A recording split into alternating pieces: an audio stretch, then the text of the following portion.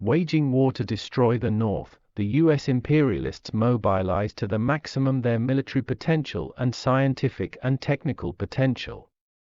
Success in this battle of wits once again affirms the bravery and wisdom of the Vietnamese people as the decisive factor in all victories in the war.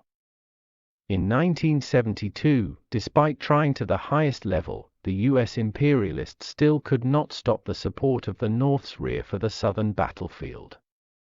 On October 22, 1972, the U.S. announced the cessation of bombing from the 20th parallel.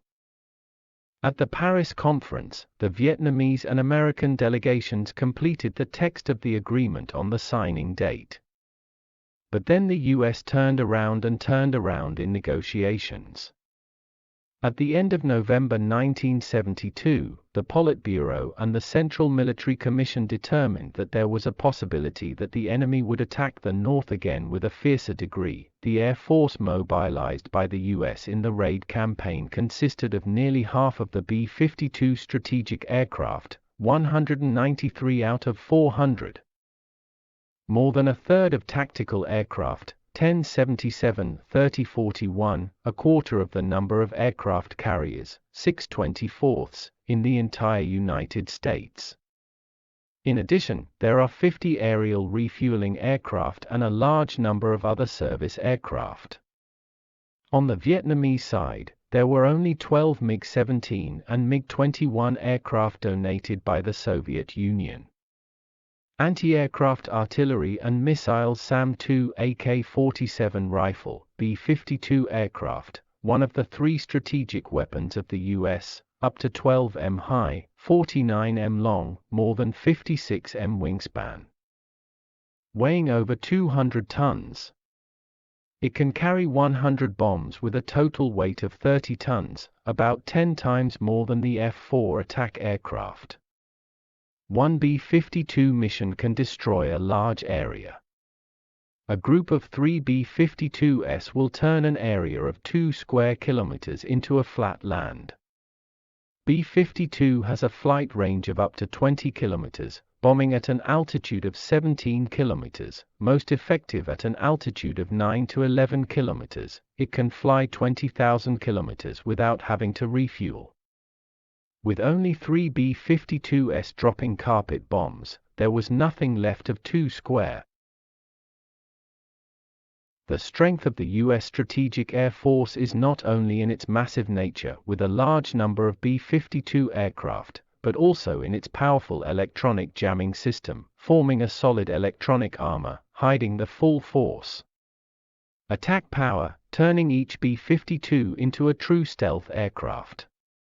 General John C. Meyer, commander of the U.S. Strategic Air Force, once said, "We consider electronic warfare to be the lifeline of the U.S. Air Force." Therefore, electronic interference has become the main trick of the U.S. in the 12-day campaign. Each B-52 carries with it 16 active noise generators with a wide frequency range from 100 to 10,000 MHz, 2 negative jammers, 2 enemy radar receivers, not to mention the very sophisticated targeting radars, and bombing radars to disturb the entire communication system. Trust and disable all enemy radars. The enemy uses a variety of noises, both positive and negative. Active interference is electromagnetic interference emitted from aircraft EA-6A, EB-66B, EC-121 flying in the outer circle about 60 to 100 km from the target to cause strong interference from a distance called outer formation interference.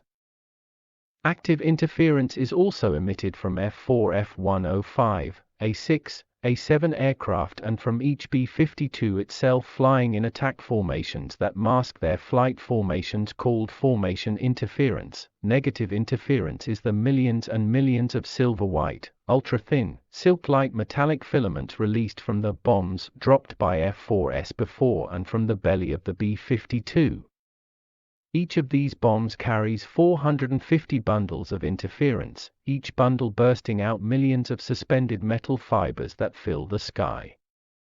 Forming a dense interference corridor, creating a giant interference wall 5 to 7 kilometers high, 1 inch thick.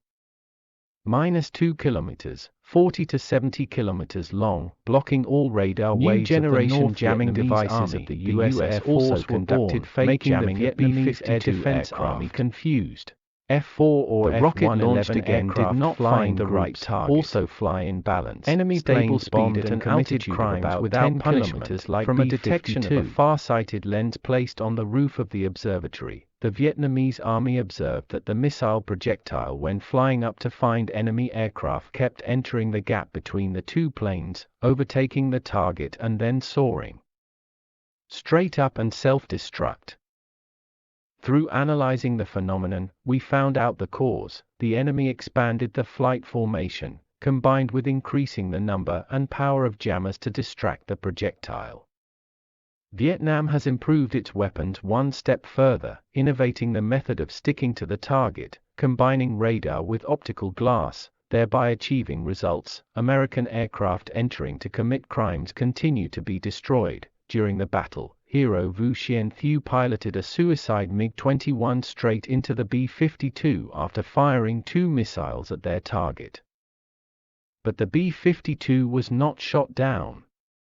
As a result of 12 days and nights, the North Vietnamese army and people shot down 81 aircraft, including 34 B-52s. Particularly, the Air Defense Air Force shot down 53 aircraft, 32 B-52s, 16 fell on the spot, making the victory over Hanoi Dien Bien Phu in the air, forcing the US to sign the Paris Agreement, ending the war, establishing peace in Vietnam. After being lifted by the US embargo in 1995, to this day, Vietnam is gradually reaching out to develop from the ruined battlefield. The economy gradually recovered and people